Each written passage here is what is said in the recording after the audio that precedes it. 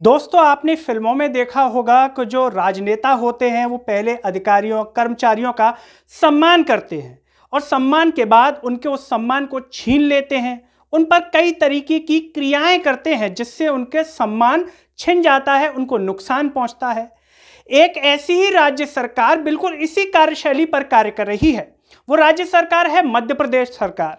Corona के जिस समय में डॉक्टरों ने अपनी जान जोखिम में डालकर लोगों की जान बचाई, मुख्यमंत्री शिवराज सिंह चौहान की जान बचाई जब वो हॉस्पिटल में एडमिट थे, तो मध्य प्रदेश की शिवराज सरकार ने पहले तो फूल बरसवाए, ताली थाली बजवा दी उनके लिए। लेकिन जब उन्होंने अपनी मांगों के लिए आवाज बुलंद की तो शिवराज सरकार, चाहे वो कोरोना योद्धा हो या डॉक्टर हो, सभी के लिए लठ तान लेती है। लठ दिखा के डराना चाहती है, कहना चाहती है कि देखिए हम सम्मान दे रहे हैं, ले लीजिए, सम्मान लौटाइए मत वरना हम लठ खड़ा कर लेंगे।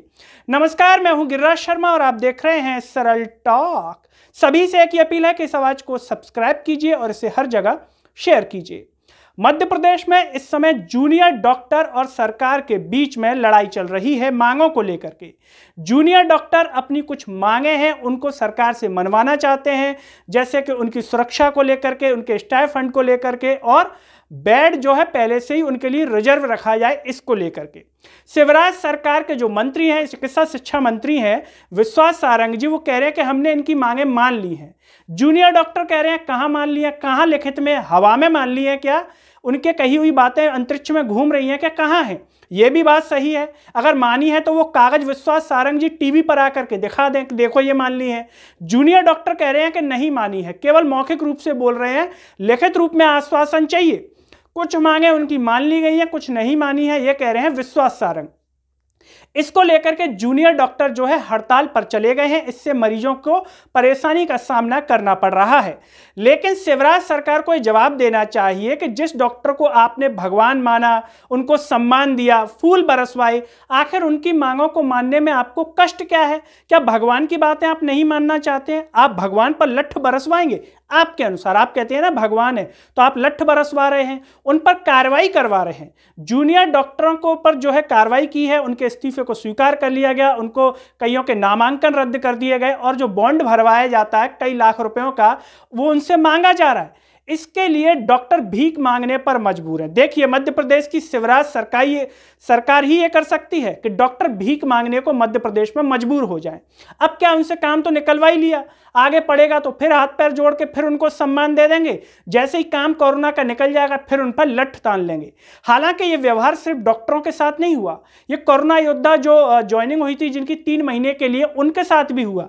चाहे वो फार्मासिस्ट हो, लैब टेक्नीशियन हो, नर्सिंग स्टाफ हो, सब पर लठ बरसवाए थे शिवराज सरकार ने।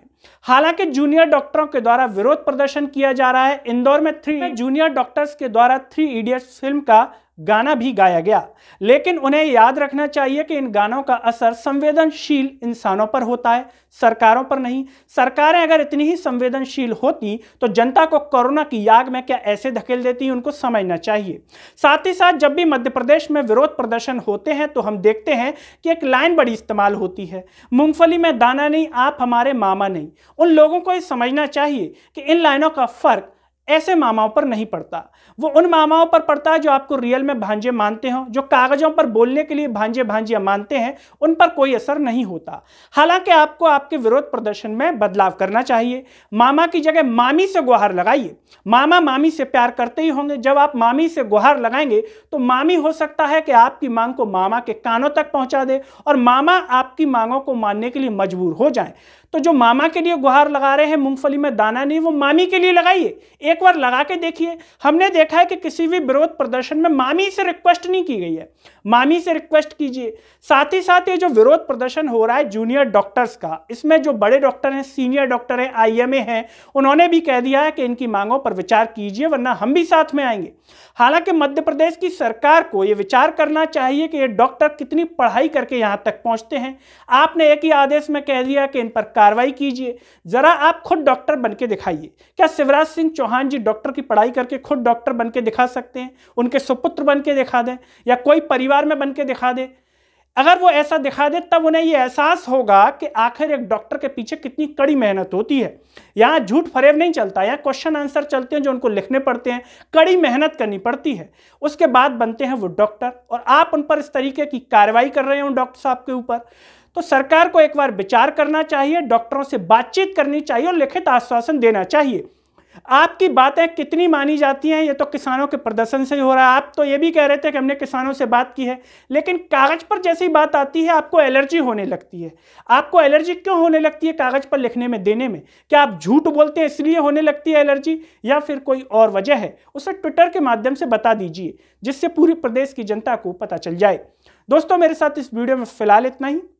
सभी से एक ही अपील है कि इस आवाज को सब्सक्राइब कीजिए और इसे हर जगह WhatsApp group, status, Facebook, Twitter, Telegram, Instagram पर शेयर कीजिए। अगले वीडियो में आपसे फिर होगी मुलाकात, तब तक के लिए मुझे दीजिए इजाजत। नमस्कार।